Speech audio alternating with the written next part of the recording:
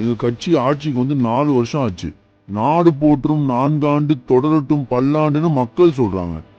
ஏன் காலையிலேயே சந்து கடை பக்கம் போயிட்டு வந்துட்டியா? எந்த மக்கள் அப்படி சொல்றாங்க? ஏன் எங்க ஆட்சிக்கு என்ன குறைச்சல்? சந்து கடைக்கு போயிட்டு வந்தாலும் உண்மையை தானே பேசுவேன். எதுவுமே குறைச்சல் இல்லை. தமிழ்நாடு முழுவதும் குறைச்சல் இல்லாம 24 மணி நேரமும் சந்து கடை மூலம் டாஸ்மாக் சரக்கு கிடைக்குது. எல்லா ஊர்லயும் கள்ளச்சாராயம் குறைச்சல் இல்லாம கிடைக்குது. கஞ்சா, பெத்த பட்ட மீன் போன்ற போதைப் பொருட்கள் குறைச்சல் இல்லாம கிடைக்குது. பெண்களுக்கு எதிரான வன்கொடுமை குறைச்சல் இல்லாம நடக்குது. தலித்துக்கு எதிரான வன்கொடுமைகள் குறைச்சல் இல்லாம நடக்குது. மாநிலம் முழுவதும் கொலை சம்பவங்கள் தினம் தினம் குறைச்சல் இல்லாம நடக்குது. அனைத்து அரசு துறைகளிலும் குறைச்சல் இல்லாம ஊழல் மலிந்து போயிருக்கு.